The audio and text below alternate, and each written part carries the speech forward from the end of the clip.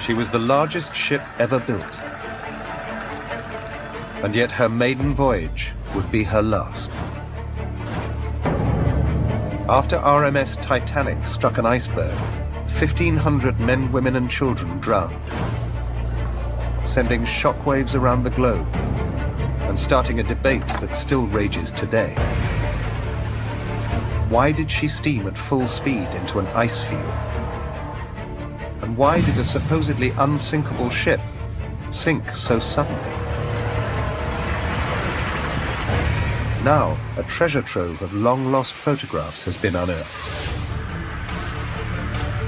This is the Titanic equivalent of King Tutankhamun's tomb.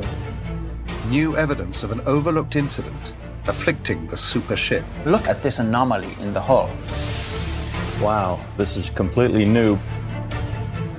A crisis unfolding below decks, even as the Titanic set sail.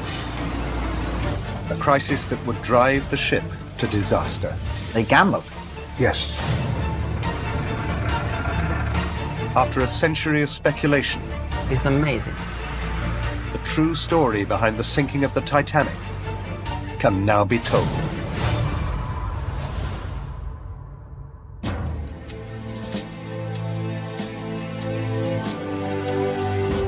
When the RMS Titanic was completed in 1912, she wasn't just the biggest ship afloat. She was the largest man-made object on Earth. Over 880 feet long and 100 feet tall, she could carry 3,500 people. On the spacious upper decks, mahogany-lined rooms awaited those traveling first class. Crowding onto the lower decks, third-class passengers dreamed of a new life in America. Titanic was the wonder of her world.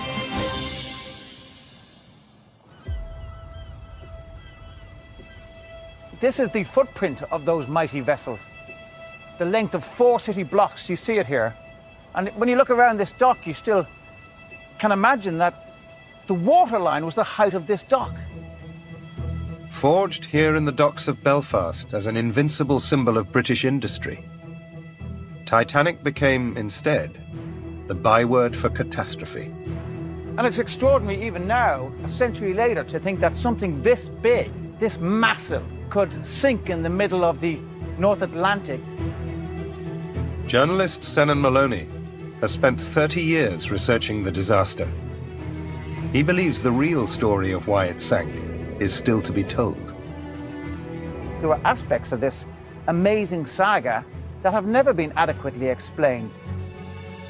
Why was she going so fast when she had been warned repeatedly about an ice field in her path? Why did she not slow down? Why did she not divert?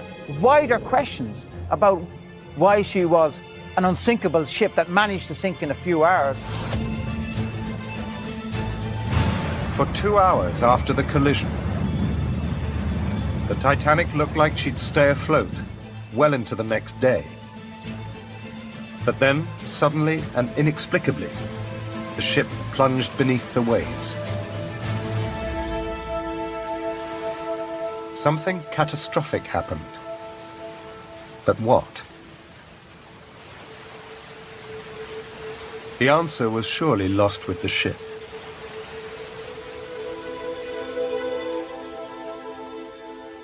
Or so everybody thought.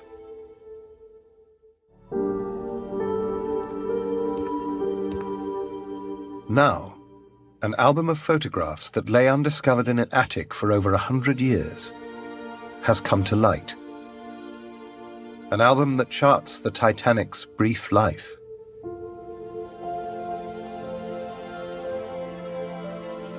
This remarkable collection of images, shown here for the first time on television, were taken by the Titanic's chief electrical engineer, John Kempster.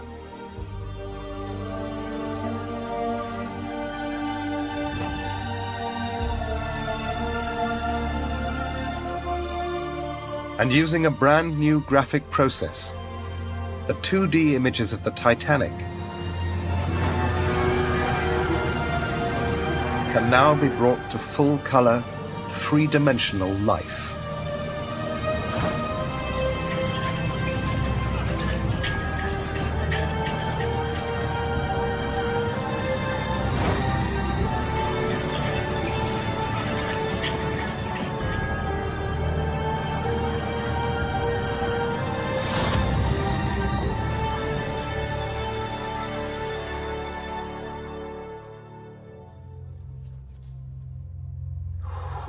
Wow.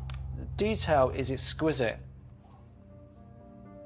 The album was found at an auction house by Sennon's longtime collaborator and fellow Titanic expert, Steve Raphael. I mean, it's fantastic. I mean, this is the Titanic equivalent of King Tutankhamun's tomb, isn't it?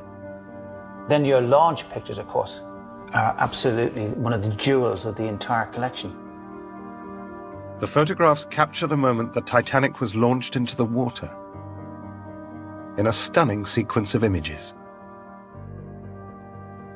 And I love it that he puts an annotation on each photograph, going, going, gone. Using the living stills technique, we can see the launch as it happened at the time.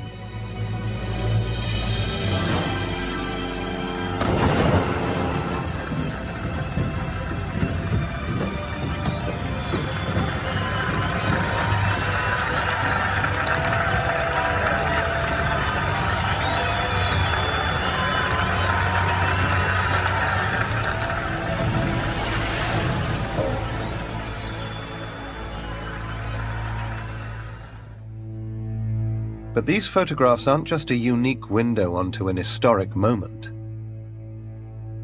There's something else. I kept turning the pages, and I wasn't really quite prepared for what I was about to see, because as I turned to this section, I spotted what I thought was a very strange mark on Titanic's hull, and it's just there.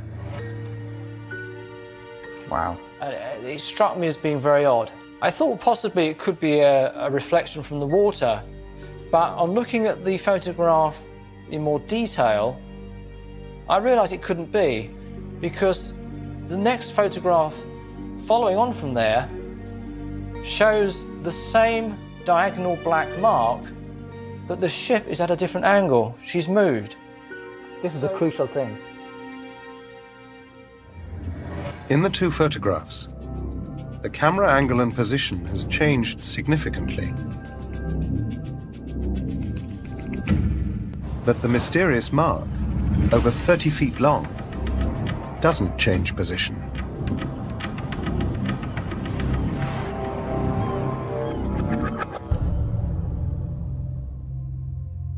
And if you blow the image up even more, and particularly that area, you will see that the top part of that black diagonal mark follows the line of the hull plating. Yeah. Which is very, very strange. And it just stops there, doesn't it? It just stops completely. Exactly. What you found is absolutely inexplicable. We were looking at the exact area where the iceberg struck, and we appeared to have a weakness or damage to the hull in that specific place before she even left Belfast. If the Titanic had been weakened in the very region where it would be struck by an iceberg, it could rewrite history. But what could lie behind the mark? The photographs reminded Sennon of a fact known generally only to Titanic historians. The ship suffered a fire.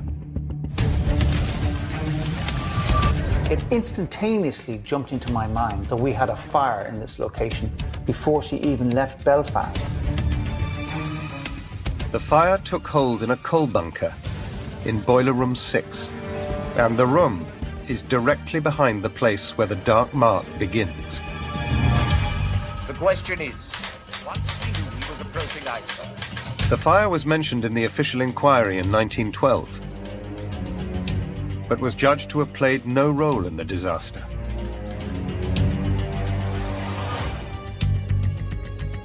So I've always known about the fire, and yet people tend to treat it as an irrelevancy. I've seen other researchers who tend to discard it because this fire was played down. This new evidence sent Shannon back to eyewitness accounts given by people on board. One description in particular, reported just days after the disaster in a New York newspaper, caught his eye. I found an article by John Dilly, a fireman, who wasn't brought before the bench in London. He actually was speaking at the quayside to a journalist, and he said that, unlike an irrelevancy, the Titanic fire was very, very important.